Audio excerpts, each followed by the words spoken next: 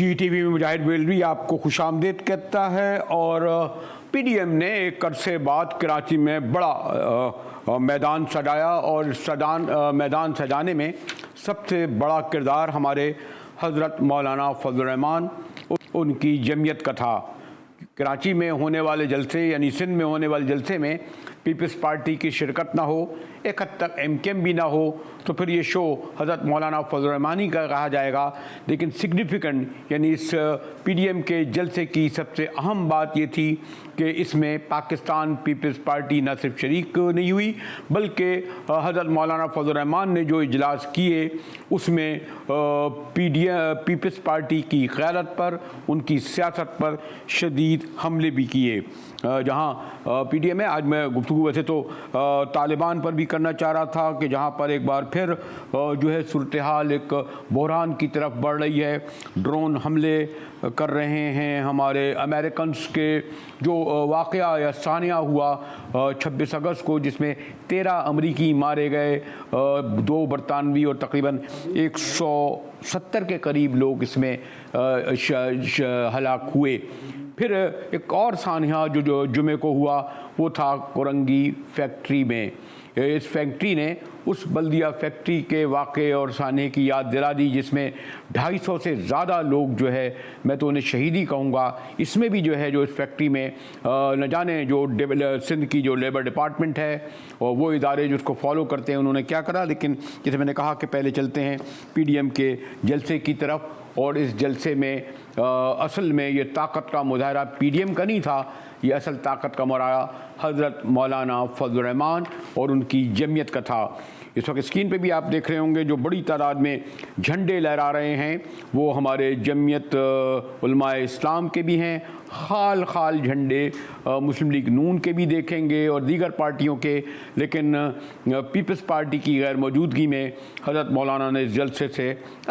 یقیناً politically gain ہی کیا۔ مولانا فضل الرحمان نے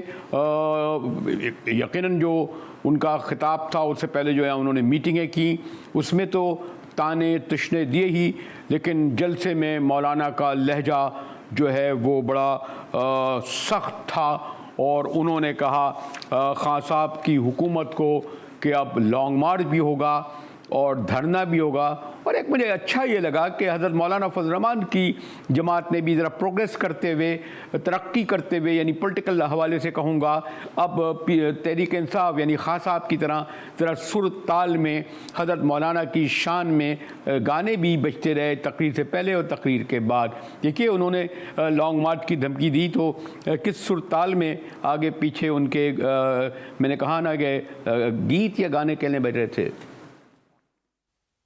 استحکام پاکستان مولانا فضل الرحمان، کو ملت کی پہچان مولانا فضل الرحمان۔ روڈ کاروان بھی چلیں گے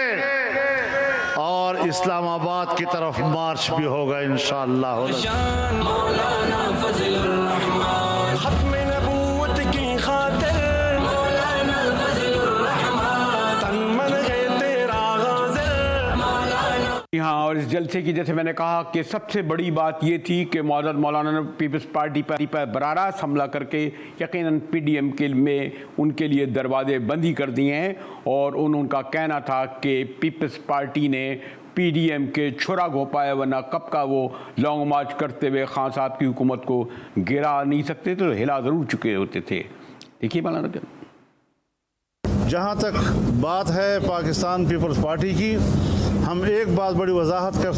سے کرنا چاہتے ہیں کہ انہوں نے اپنی پوری سنجیدگی کے ساتھ یہ کوشش کی کہ پی ڈی ایم کی پیٹھ میں چھرا گھونپ دیں، لیکن ہم ان کے خلاف کوئی محاذ نہیں کھول رہے۔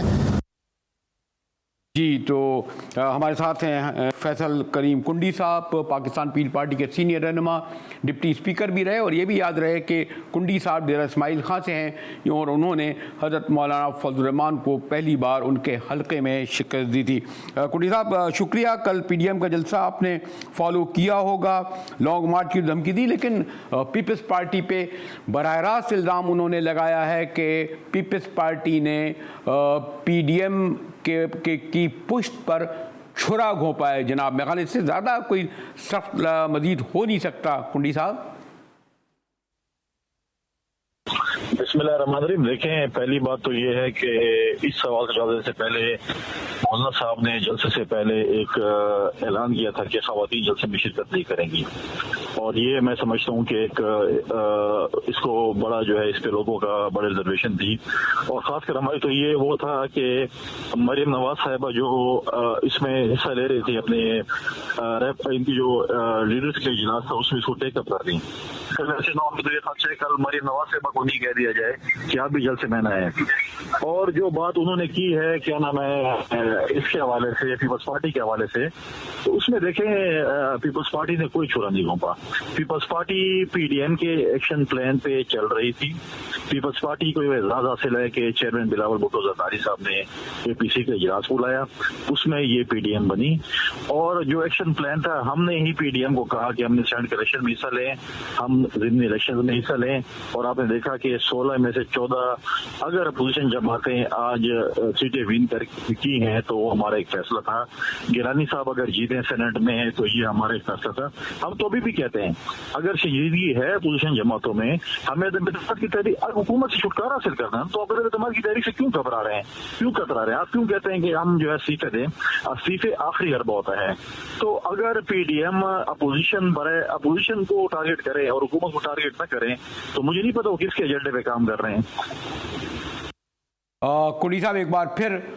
यानी खासा वक्फा आ गया है। मौलाना फजल रहमान और पीडीएम का कहना है कि इस्लामाबाद की तरफ लॉन्ग मार्च होगा। पिछला लॉन्ग मार्च जो आपको इल्म है वो किस तरीके से मुलतवी हुआ, तो अगर लॉन्ग मार्च हुआ उसके बारे में सबसे बड़ा सवाल ये आ रहा है कि क्या इसकी टाइमिंग दुरुस्त है, क्योंकि अफ़गानिस्तान में जो कुछ हो रहा है, काबुल में जो कुछ हो रहा है, वो भी अपनी जगह बहुत अहम है। और बग़ैर पीपल्स पार्टी के क्या ये मुमकिन है कि लॉन्ग मार्च कामयाब हो कुंडी साहब? मैं नहीं समझता कि ये होगा। हमने सेनेट के बाद एक फैसला किया था कि हम लॉन्ग मार्च करेंगे और उसके बाद हम नो कॉन्फिडेंस मोशन लेके आएंगे। तो मैं नहीं समझता, हमें तो बहुत बुरा भला कहा जाता है कि पीपल्स पार्टी संजीदा नहीं है। तो हमें ये बताया ना कि ये कब इस्तीफे दे रहे हैं और कब लॉन्ग मार्च कर रहे हैं। पहला जो लॉन्ग मार्च था उसमें हमने अपना जो उनको कहा था कि हम आएंगे, आपके साथ शिरकत करेंगे। सिंध में हमारी तमाम पार्टी जितने भी हमारे जिस जिले से गुजरे हमारे पार्टी के अहदेदारों ने, हमारे पार्टी के वर्करों को वेलकम किया। जिधर जिधर से ये गए हमने उनको उसको जो है वेलकम किया। पिछले जो लॉन्ग मार्च था, और उस लॉन्ग मार्च में जिसको फायदा हुआ वो तारीख बताएगी और मौलाना साहब को पता होगा कि किसको फायदा हुआ। और बहुत से लोग इस पे डिबेट भी कर रहे हैं कि उस लॉन्ग मार्च का फायदा किन किन अशखास को हुआ। ये तारीख में जब लिखा जाएगा तो पता चलेगा कि किन को उस लॉन्ग मार्च में फायदा हुआ था। तो आखिर में ये कि अब पीडीएम यानी किसी भी मुत्तहदा इत्तेहाद के हुकूमत के ख़िलाफ़ तहरीक के महाज के तमाम दरवाजे खिड़कियां बंदी हो गए ना कुंडी साहब? जी नहीं, हम देखें, हम मज़ाकरात में बिलीव करते हैं। पाकिस्तान पीपल्स पार्टी हमेशा मज़ाकरात में, अपोजिशन जमातों के मज़ाकरात में बिलीव करती है, लेकिन पीडीएम हमारे लिए माजी है, पीडीएम की बात नहीं है। अगर अपोजिशन जमातें संजीदा हैं, अदम एतमाद की तहरीक लेके आना चाहती हैं पार्लियामेंट के अंदर, पंजाब के अंदर, मरकज के अंदर, हम बिल्कुल उसमें एक रोक ले करेंगे। माजी में भी पीडीएम की जमातों ने मिलकर इस्लामाबाद से सेनेट की सीट जीती। हमने मिलकर मेजोरिटी ज़िमनी इलेक्शन में जो कामयाबी हासिल की। और हम ये समझते हैं कि अगर अपोजिशन जमातें संजीदा हो जाती हैं तो हम पंजाब में और जो है इसमें क्या नाम है मरकज में अदम एतमाद की तहरीक कामयाब कर सकते हैं। शुक्रिया फैसल कुंडी के पीडीएम का जलसा था और फिर उसमें लॉन्ग मार्च थी, इसलिए हम आए। लेकिन जैसे मैंने कहा कि तालिबान में ने जो जश्न अभी 10 दिन मनाए नहीं थे कि जो ख़ुदकश हमला काबुल एयरपोर्ट पर हुआ उसने दहला कर रख दिया सारी दुनिया को, और ख़ास तौर पर तालिबान को भी। बड़े पैमाने पर अमरीकियों का जो इनखला हुआ है तकरीबन 1 लाख से ज़्यादा, उसमें बहरहाल पहले तो कहते थे कि वो कराची में भी आएंगे, लाहौर भी आएंगे, लेकिन इस्लामाबाद एयरपोर्ट पर अमरीकियों को देखा गया कि वो अपने साजो सामान के साथ उतर रहे थे। और इस पर गुफ्तगू करेंगे एक ब्रेक के बाद, हमारे साथ रहिएगा।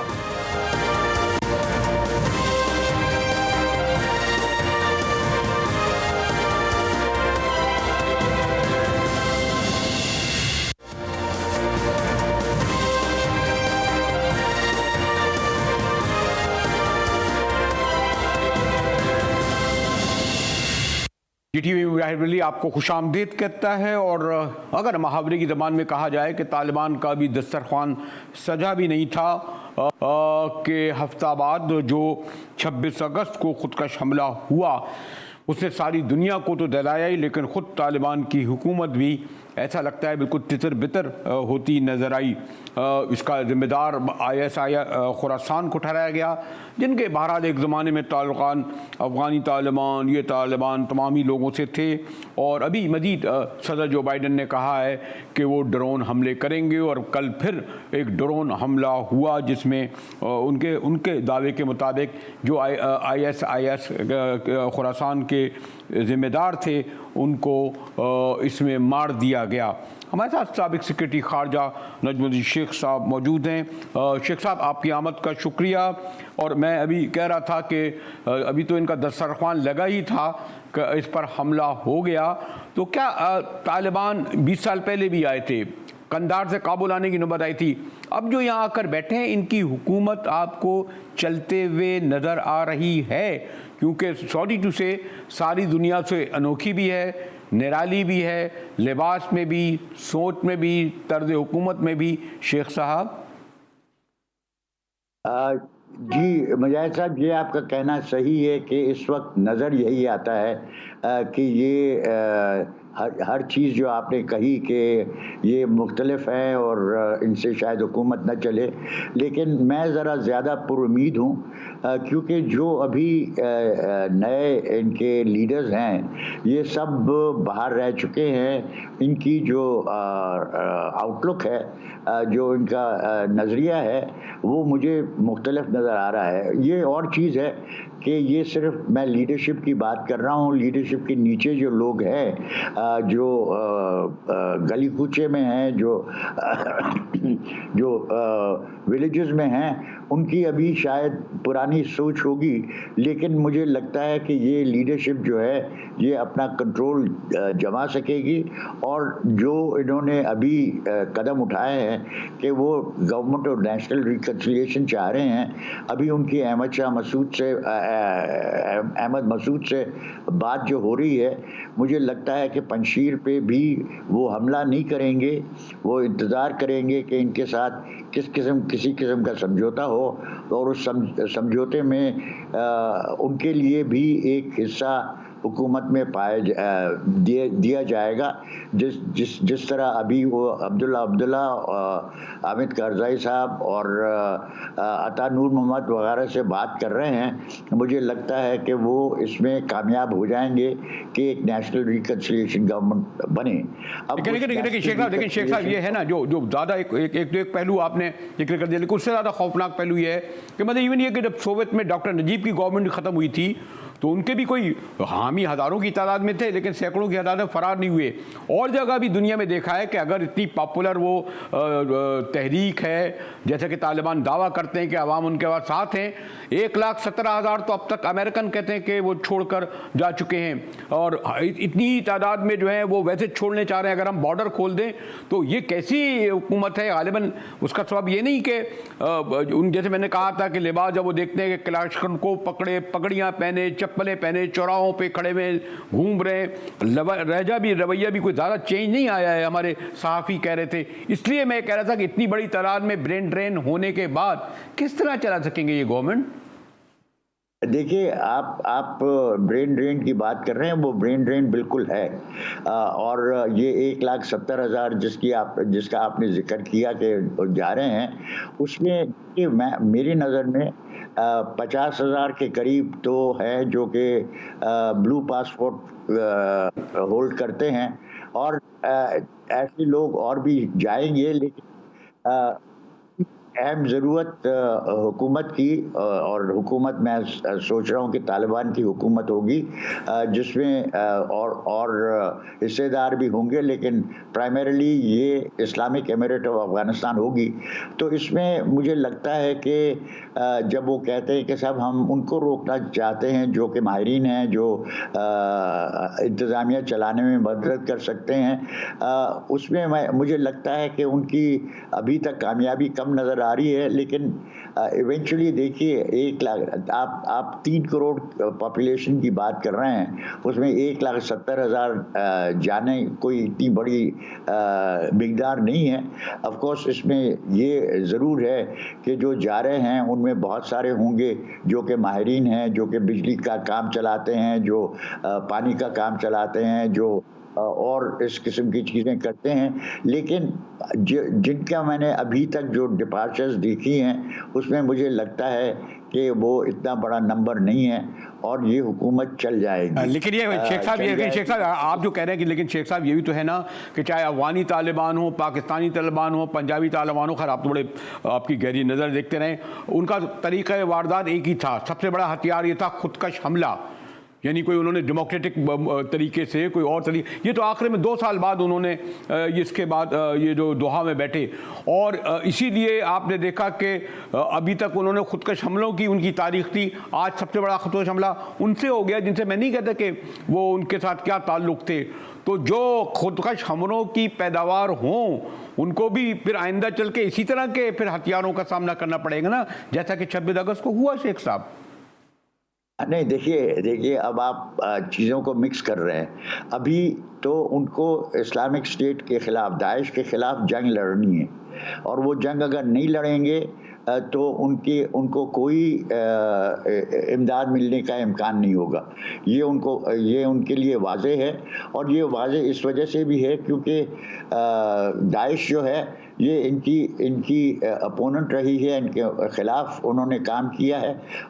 یہ آپ کا کہنا صحیح ہے کہ وہاں پہ بہت ساری گروہیں ہیں، اسلامک موومنٹ آف ازبکستان ہے، ETIM ہے،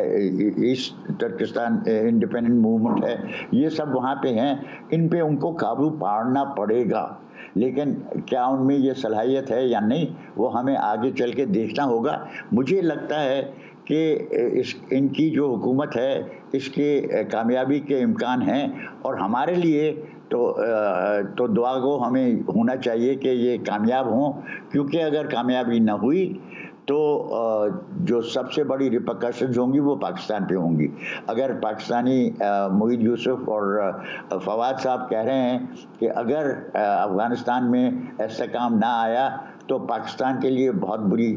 صورتحال پیدا ہوگی، وہ بالکل صحیح کہہ رہے ہیں، اور مجھے لگتا ہے کہ ہمیں کچھ امید رکھنی چاہیے اور ہمیں کچھ کوشش کرنی چاہیے کہ اس حکومت میں کسی حد تک استحکام آئے اور اسٹیبلٹی ہو، اور یہ ایک براڈ بیس گورنمنٹ بنا سکیں۔ براڈ بیس سے مراد یہ نہیں ہے کہ یہ اسلامک ایمریٹ آف افغانستان نہیں ہوگی، لیکن اس میں دوسروں کا حصہ ہوگا، اور اس حصے میں آپ سمجھ سکتے ہیں اب لوگ ڈر رہے ہیں کہ صاحب سراج الدین حقانی اگر کنٹرول کریں گے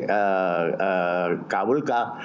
تو ان کا تو نظریہ بہت مختلف ہے۔ یہ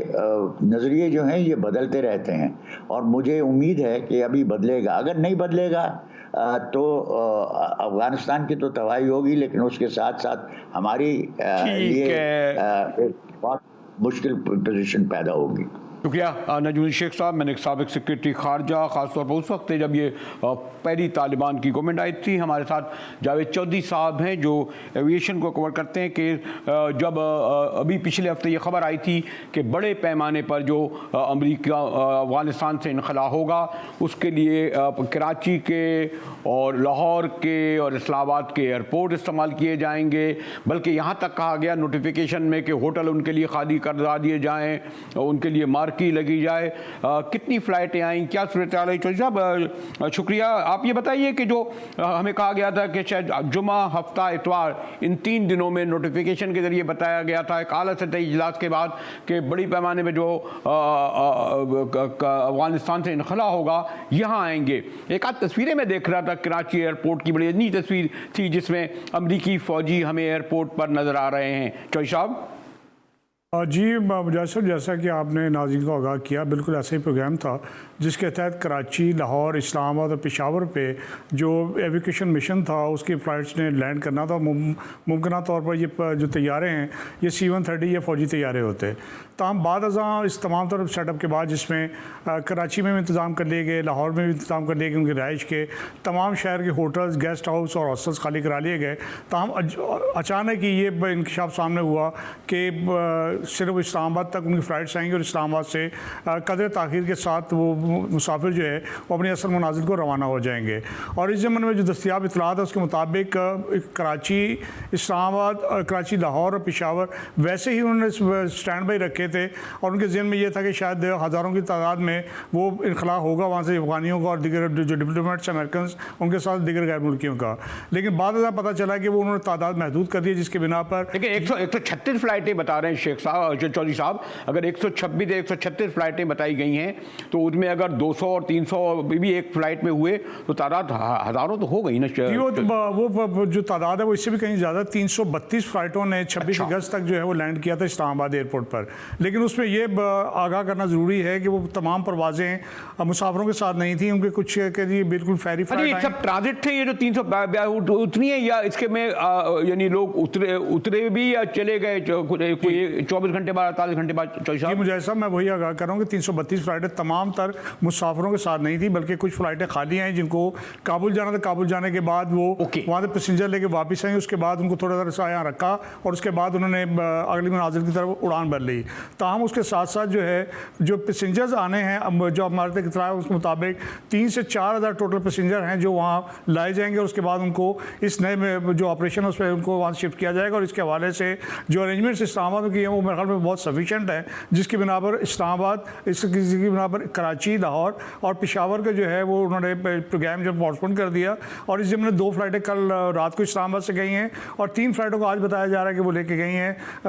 دوحہ یا دبئی تک جائیں گے، اس کے بعد وہاں سے کنیکٹنگ فلائٹ کے ذریعے پیسنجرز کو ان کے منازل کی جانب روانہ کر دیا جائے گا۔ یعنی یہ ابھی تک یہ جو پورا جو ہوا ہے اس میں یعنی یقیناً مستعدی سے ہوا ہے، جو آپ کہہ رہے ہیں 326 فلائٹیں آئی ہیں، لیکن جیسے اب اپوزیشن کو موقع مل گیا کہ جناب امریکنوں کو ہوٹلوں میں ٹھہرایا جا رہا ہے اور 21 دن کے شاید ویزے بھی دیے جا رہے ہیں، کیا ایسے ہی ہے کہ بڑی تعداد میں لوگ ہوٹلوں میں ٹھہرائے جائیں گے؟ جی بالکل ایسا ہی ہے کہ وہ پیسنجر جن کے ڈاکومنٹیشن ویسے تو مکمل ہے، لیکن وہاں انٹری کے لیے ان کو کرنٹینیا میں رہنا ہوگا، یا اس کے ساتھ ساتھ ان کے ڈاکومنٹیشن مکمل نہیں ہے تو انہیں یہاں ٹھہرایا جائے گا، جس کی بنا پر گورنمنٹ آف پاکستان کی جانب سے ان تمام مسافروں کے لیے 21 دن کا ٹرانزٹ ویزا دیا گیا، جس کے تحت وہ کرنٹینیا میں رہنے کے بعد اس کے بعد سفر کر سکیں گے اور کسی قسم کا اگلے منازل میں ان کو پرابلم نہیں ہوگا۔ لیکن آخری سوال اگر میں یہ کنکلوڈنگ کروں کہ ابھی تک یعنی اس کے معنی بڑی خوش اسلوبی سے، خوش انتظامی سے تمام معاملات ہوئے ہیں کہ ہم جیسے آپ جیسے باخبر صحافیوں کو بھی کوئی ایسی خبر نہیں ملی جس سے کوئی بدمزگی کا واقعہ ہو، کوئی خبر بنی ہو، ایسے ہی چودھری صاحب؟ جی بالکل ایسا ہی واقعہ ہے کہ اس طرح کی کوئی جو ہے مس مینجمنٹ نہیں ہوئی، سب خوش اسلوبی کے ساتھ چل رہا، لیکن اس کے ساتھ ساتھ ایک بات ضرور کہنا چاہوں گا کہ وہ یورپی ممالک جو PIA کو اپنے یہاں انٹر ہونے دینے کے لیے تیار نہیں ہے، وہ بڑی خوشی اور خوش اسلوبی کے ساتھ انہی پروازوں کے ذریعے پاکستان آنے کے بعد یہاں سے اپنے منازل کی طرف جا رہے ہیں، جو کہ بنیادی طور پر میں سمجھتا ہوں کہ 2 رخ پالیسی ہے، اور اس کو کم از کم نظر ثانی کرنی چاہیے کہ PIA اگر ان کو سیف لا سکتی ہے تو ان کو پھر یورپ میں بھی انٹری کی اجازت ملنی چاہیے۔ شکریہ جاوید چودھری صاحب، اور میں ذرا تھوڑا سا کابل کا حال پہنچ لوں کہ محمود جان سینئر جرنلسٹ بھی وہاں موجود ہیں، اور ان سے میں نے جب یہ معلوم کرا کہ جناب کیا صورتحال ہے تازہ ترین کابل کی، کہ جو ہمارے بہرحال میں تو افغانی طالبان ہوں، پاکستانی طالبان ہوں، پنجابی طالبان ہوں، ہم سب ان طالبان کے ڈسے ہوئے ہیں، کیا یہ خوش اسلوبی سے انتظام یا حکومت چلا سکیں گے؟ محمود جان بابر۔ مجاہد صاحب ایک بات اور بھی ہے نا کہ طالبان میرے خیال میں کہ اپنی زبان جو وہ دیں گے اور جو بات وہ کریں گے اس کو وہ ہر صورت پورا کریں گے، کیونکہ اگر وہ کچھ کریں گے تو وہ افغانستان کی حکومت میں ہوں گے،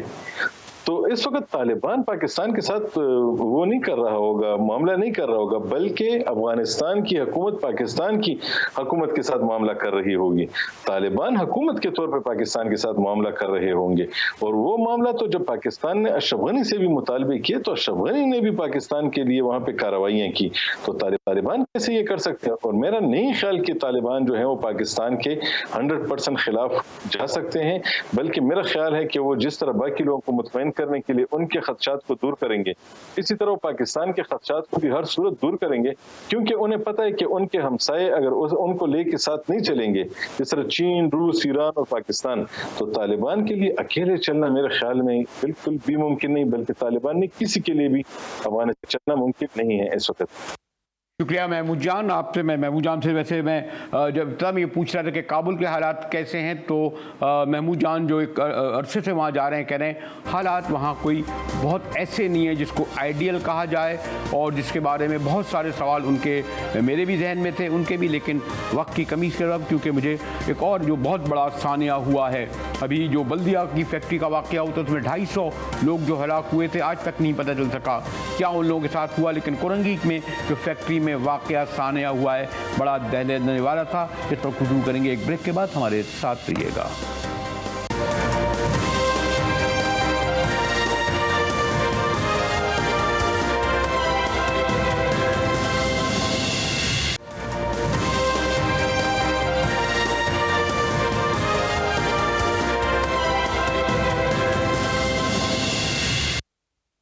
جی پہلے تو یہ ذرا دیکھیے، میں نے تو دیکھا تک نہیں جاتا یہ واقعہ اور سانیہ جس طرح کرنگی کا 27 اگست کو ہوا، لیکن جس طرح یہ ہوا ذرا اس کی ایک جھلک آپ دیکھ رہے ہیں کہ کس طریقے سے لوگ بلبلاتے، چیختے، پکارتے رہے حکومت کو، انتظامیہ کو، فائر بریگیڈ کو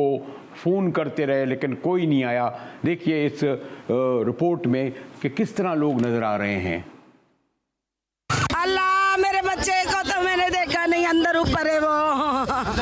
اللہ سینکڑوں بچوں نے مدد کا مانگی۔ میرا بھائی ہے صبح سے پانی ڈال رہے ہیں، ابھی تک اس کا کوئی اتا پتہ نہیں ہے۔ سیٹ کا کیا کام بنتا ہے کہ سیٹ تالا لگا کے جائے وہاں سے، بندے مزدور اندر کام کر رہے ہیں، سیٹ کا کام نہیں بنتا تالا لگانا۔ بھائی بھی ہے، بیٹے بھی ہے، بہنوئی بھی ہیں ہمارے۔ واقعی فون آیا تھا، فون سے پتہ لگا کہ 9 بجے آگ لگی ہے، 11 بجے ہم پہنچے۔ آپ نے یہ آوازیں سنی، یقین سے کہہ سکتا ہوں کہ اگر اس فیکٹری کے مالک یا اس میں رہنے والوں کا تعلق ہماری حکومتوں کے یا اپوزیشن کی سیاسی پارٹیوں سے ہوتا،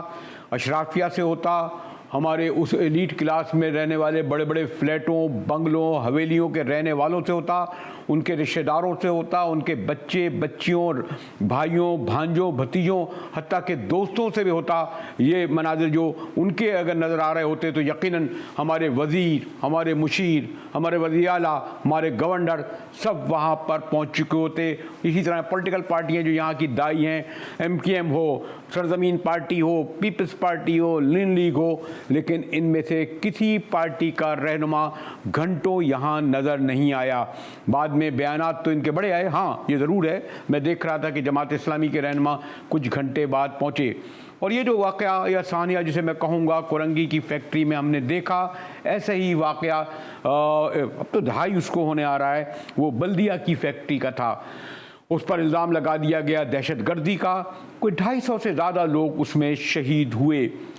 جرمن وہ فرم تھی، بہرحال انہوں نے اس بات کا پاس رکھا کہ لوگوں کا کمپنسیٹ بھی کیا، انہیں پیسے بھی ملے، انویسٹیگیشن ہوئی، کچھ لوگ اس کے مالکان پکڑے گئے، لیکن ان کی بھی جو ہے وہ بعد میں رہائی ہو گئی، اصل ملزم نہیں پکڑے گئے۔ اور ایک بلدیہ یا کرنگی فیکٹری کا کیوں کہوں، اس طرح کی سینکڑوں نہیں ہزاروں کی تعداد میں فیکٹریاں ان مضافاتی علاقوں میں ہیں۔ یہ اگر ڈیفینس میں ہوتی، کلفٹن میں ہوتی، بیریا ٹاؤن میں ہوتی، یا یہ جو بڑے بڑے میں نے جیسے علاقے کہا وہاں ہوتی، تو شاید پھر یہ ان کا وجود موجود نہیں ہوتا، ہٹا دی جاتی۔ لیکن میں نے کہا نا کہ پسماندہ بستیوں میں یہ فیکٹریاں جو ان کے روزگار دینے کے لیے بنی تھیں تو ان کی موت کا سبب بن گئی۔ ناصر منصور ہمارے ساتھ ہیں، نیشنل ٹریڈ یونین فیڈریشن کے رہنما۔ شکریہ سر۔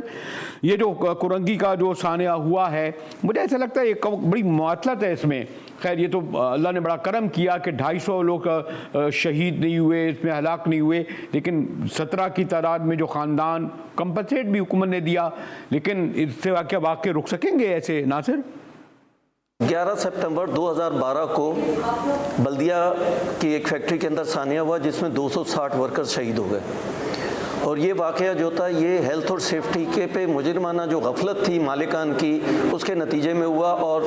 لوگ جو ہے جل کر شہید ہو گئے، اور یہ 9 سال گزر چکے لیکن یہ کہ کوئی بڑی تبدیلی واقعی نہیں ہوئی۔ آج ہم یہ دیکھ رہے ہیں کہ 16 ورکرز جو ہیں وہ کورنگی کے ایک فیکٹری کے اندر جل کر شہید ہو گئے، اور ہم یہ سمجھتے ہیں اس کی بنیادی ذمہ داری حکومت سندھ کی ہے۔ حکومت سندھ اور اس سے متعلقہ لیبر جو ڈپارٹمنٹ ہے وہ اس کا براہ راست ذمہ دار ہے۔ سندھ بلڈنگ اتھارٹی بھی اس کی ذمہ دار ہے جس نے رہائشی علاقے کے اندر فیکٹری کو جاری کرنے کا موقع فراہم کیا۔ تو ہم یہ سمجھتے ہیں کہ لیبر ڈپارٹمنٹ اور اس سے متعلقہ اداروں جو ہیں اس کے اوپر اور مالکان کی تنظیموں کو ہم اس کا ذمہ دار تصور کرتے ہیں۔ لیکن یہ کچھ آپ نے اندازہ لگایا کہ میں نے سنا ہے رجسٹرڈ فیکٹریوں کی تعداد تو کوئی غالباً 10,000 سے زائد ہے، اور یہ بھی نہیں پا، اور ہمارے جس طرح رجسٹریشن دی جاتی ہے چاہے فیکٹریاں ہوں، کارخانے ہوں یا گاڑیاں ہوں، اب جو سڑکوں پہ چل رہے ہیں، بسیں ہوں، جس طرح دیتے ہیں ان سب کو علم ہے، تو یہ جو 10,000 تو میں نے کہا نا رجسٹرڈ قانونی ہیں، غیر قانونی تعداد میں جس طرح یہ بلدیہ یا پتہ نہیں کتنی بڑی تعداد میں ان کی کیا مانیٹرنگ ہوتی ہے، اس کو کوئی ڈپارٹمنٹ دیکھتا ہے، وہ سب آپ کو مجھ سے زیادہ علم ہوگا، تو کچھ اندازہ ہے کہ کس بڑے پیمانے پر ان مضافاتی بستیوں میں یہ غیر قانونی جو جسے کہتے ہیں چلتے پھرتے موت کی وادیاں موجود ہیں؟ ناصر، یہ شہر جو ہے کراچی شہر جو ہے پاکستان میں تقریباً جو ہے 40 to 50% انڈسٹریز جو ہے وہ اس شہر کے اندر واقع ہے، اور یہ کراچی شہر جو ہے اس ملک کا جدید ترین شہر ہے، لیکن یہاں کے انتظامات نہ ہونے کے برابر ہے۔ خود لیبر ڈپارٹمنٹ یہ کہتا ہے کہ یہاں 7 زونوں کے صرف 10,000 جو ہے فیکٹریاں رجسٹرڈ ہیں، جبکہ ہم یہ سمجھتے ہیں کہ یہ فیکٹریوں کی تعداد جو ہے اس سے کوئی تقریباً جو ہے 1 لاکھ کے قریب چھوٹی بڑی فیکٹریاں یہاں پہ کام کر رہی ہیں، اور 95% فیکٹریاں ایسی ہیں جہاں ہیلتھ اور سیفٹی کے کوئی انتظامات نہیں ہیں۔ ثانیہ بلدیہ میں جو واقعہ ہوا یا جو کورنگی میں ہوا ہے، ان تمام 95% فیکٹریوں کے اندر اس بات کے امکانات موجود ہیں کہ کسی ٹائم پہ بھی کسی وقت بھی اسی طرح کا المیہ اور ثانیہ واقعہ ہو سکتا ہے۔ تو ہمارے نیشنل ٹریڈ یونین فیڈریشن کے سربراہ ناصر منصور کہہ رہے تھے کہ ایسی فیکٹریوں کی تعداد 1 لاکھ کے قریب ہے، جن میں 95% ایسی ہیں جن کا نہ معائنہ ہوتا ہے نہ جس کا رجسٹریشن ہوتا ہے، اور ان 1 لاکھ جو فیکٹریاں ہیں ان میں کام کرنے والوں کی تعداد 50 لاکھ سے زیادہ ہے۔ جی ہاں، 50 لاکھ خاندان، اس حد سے اندازہ لگا لیں، اور مضافاتی علاقوں سے بھی لوگ آتے ہیں کہ کس بڑے پیمانے پر حکومت کی نااہلی کے سبب، ہمارے ان اداروں کے جو